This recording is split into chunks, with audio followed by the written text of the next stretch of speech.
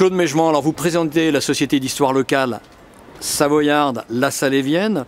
En février, vous avez un rendez-vous important, d'ailleurs un petit peu atypique, sur la propriétaire d'un château près de Cruseilles. Enfin, on va parler d'ésotérisme, de beaucoup de choses.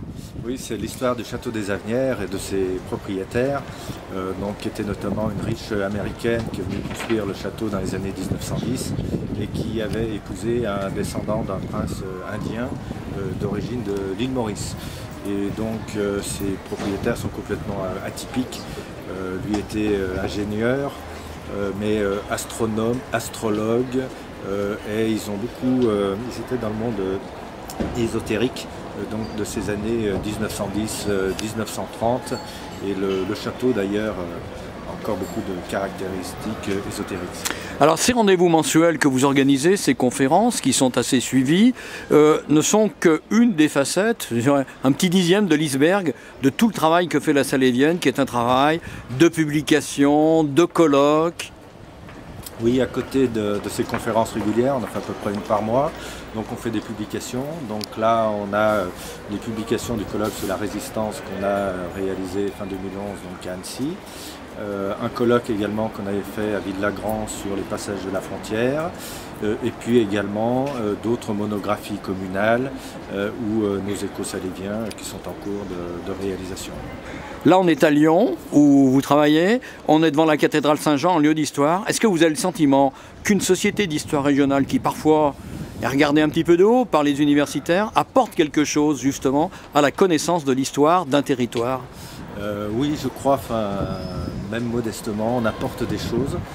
Déjà, on participe à la sauvegarde d'un patrimoine, soit des archives, soit on sensibilise les communes sur leur patrimoine, où on a un certain nombre d'historiens dans nos sociétés qui font des travaux qui sont vraiment dignes d'universitaires.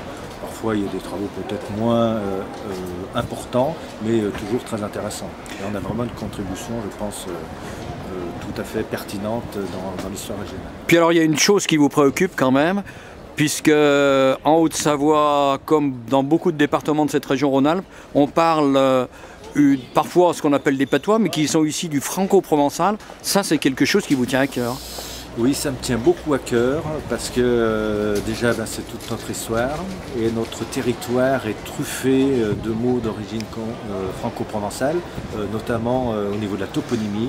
Et donc pour comprendre le territoire, c'est important de comprendre le franco-provençal.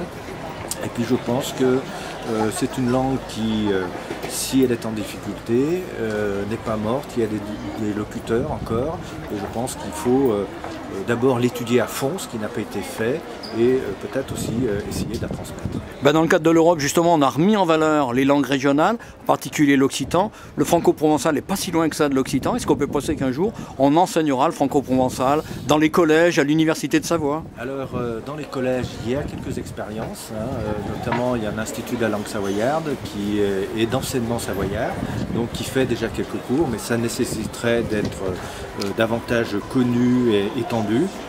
Et au niveau de l'Université de Savoie, c'est vrai que notre souhait, ce serait que l'Université de Savoie se préoccupe du franco-provençal, étudie ce qui n'a pas encore été étudié sur le franco-provençal et participe aussi à la diffusion de la langue.